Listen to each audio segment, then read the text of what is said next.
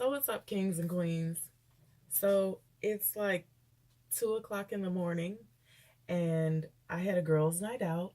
I came home tonight, and I was wired for sound. So I was like, whenever I can't sleep, I love to play in frags. So I was like, why not play in frags with you guys? Um, well, those of you that are still up at 2 o'clock in the morning. No, I I said earlier, well, the other day, that I had a sinus infection, and it was pretty bad. And so I'm still kind of getting over it, but I have got so many new fragrances to talk about. I'm going to talk about three of them in this video, but I know that I'm not the only frag head that feels thoroughly disrespected when you have like something going on with your nose, because I couldn't smell anything, and fragrances were really kind of like giving me a headache because I had a sinus thing. So I have a lot to chop it up about. If you can see in the background, I have these big umbrella looking things because I'm playing around with some new softbox lights and some backgrounds and things. I'm going to be moving where I actually sit when I talk to you guys, because I sit at my vanity, and I'm going to make it so that you guys don't have to look at my shoes when I talk to you. So um, I'm working on it. It's tough. But so the first fragrance that I want to talk about is a fragrance that I've actually had for a little while, but I've really kind of been nervous about reviewing this fragrance. But I'm unstoppable, so I'm gonna review this fragrance tonight. uh, this fragrance is by the house of Attar, and the name of this fragrance is actually Hayati, which is kind of strange because a few weeks ago, or maybe a month ago, I did a review on a fragrance by the house of Arabian Oud that was also named Hayati, which I told you then means like in Arabic. So I got in on a split for this fragrance, and I read reviews and everything on it, and people were saying, like, if you like gourmands or if you love gourmands, you are going to love this fragrance because it is a gourmand lover's dream. Um, so the notes in this fragrance almost sound edible. Like, if it wasn't for one note in this fragrance, I think you could eat this. But it is, the top notes are raspberry, berry fruits, pineapple. The middle notes are black currant, florals, plum, honey, and whipped cream. The base notes are vanilla cream and white musk. So, like I said, this fragrance is everything fruity, sweet, and creamy that you could possibly put into one fragrance. Um, I sprayed it on my hand earlier. I'm gonna spray just a little bit more of it on my hand. When I first got this fragrance and I smelled it, I was like, because I'm not into the fruity thing. I like a good heavy fragrance, and I like my gourmands with some tobacco. Just, I mean, I like a heavy fragrance. So to me, this fragrance is very feminine. The floral notes are very prominent, as well as the fruit. And in the ultimate dry down, it gets really creamy. So you get the whipped cream, but the whipped cream with still some fruits and florals in there. So if you like fruity florals, again, this is everything you're looking for. I don't see this as a masculine fragrance. Like, I would not want my man to wear this. Um, Ever. But because I think it leans very feminine. I have seen some guys say that they like it, they actually love it. I don't think it's a masculine fragrance at all, but it is definitely a nice fragrance. Again, everything creamy and sweet. So, Attar Hayati. Um, the next fragrance I have, like, I'm excited about, because I blind bought this fragrance, and it might be one of the few blind buys I've ever made that I was so pleased with myself about.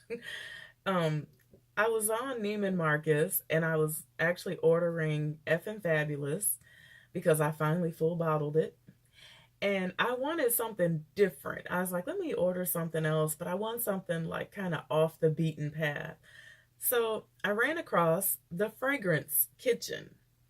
And I had never heard of this house. I have never heard anybody talk about this house. And I don't know why. Um, I got this fragrance Christmas Eve, snuck and opened it up because it was supposed to go under the tree, sprayed my hand, and all day long I was just like, wow, like secretly, because nobody was supposed to know I did that, all day long. So the top notes are aldehydes and green notes. You definitely get the aldehydes. The middle notes are rose, jasmine, and carnation. The base notes are patchouli, musk, and vetiver. So, did y'all hear my stomach growl? That means I need to be in bed if my stomach is growling at 2 o'clock in the morning. But anyway, um, again, base notes, patchouli, musk, and vetiver.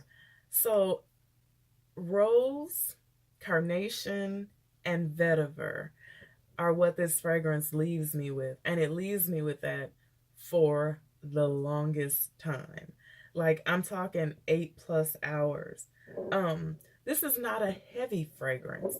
It's really, it's a nice light rose fragrance, but it's something I would probably wear like springtime, you know.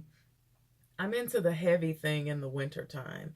And this to me is very airy and light, but again, the vetiver, the rose, and the carnation are definitely there, and they're nice. I mean, I love this fragrance. I really do. I'm so proud of myself for picking a blind buy that is so nice. The bottle, very nice. It's a matte black bottle. It says darkness cannot drive out darkness, only light can do that. Hate cannot drive out hate, only love can do that. And we all know who said that. Martin Luther King Jr., right? So, um, I like this fragrance. If you get a chance, check out some fragrances from the Fragrance Kitchen because I am definitely going to be on the prowl for some more of their fragrances. So the last fragrance I'm going to talk about tonight is actually a fragrance that I'm not real sure why I had to have. It is Tom Ford Velvet Orchid Lumiere. So I saw this, I saw that it was on sale, and I read the reviews on it, and everyone said, or most people said, it was a more wearable version of Velvet Orchid. And I don't know why I cared about that because I love Velvet Orchid and I wear Black Orchid, which a lot of people think, you know, is just doing the most, but I love Black Orchid. So they also said that it had some fruity notes in it. I didn't do a note breakdown for this because I haven't actually sat down and really looked at the notes or anything. But one thing that I did do, because I do own Velvet Orchid, the original Velvet Orchid, is I sprayed them both on a separate sheet of paper. And I wrote down, you know, what it was secretly on the back of it. And I came back and I tried and I tried and I tried, and I could not differentiate between the two of them. I couldn't. They smelled exactly the same to me. And then as I was really, when I sprayed myself, I was spraying, I was like, there's something in there, a little something in there that the regular or the original Velvet Orchid doesn't have. If you own Velvet Orchid, I would not go out and purchase Velvet Orchid Lumiere. I mean, I wouldn't purchase it just to like have as a flanker or something like that. To me, they smell exactly the same. I was not impressed with the longevity of this fragrance. Although I do love the smell because I love Velvet Orchid.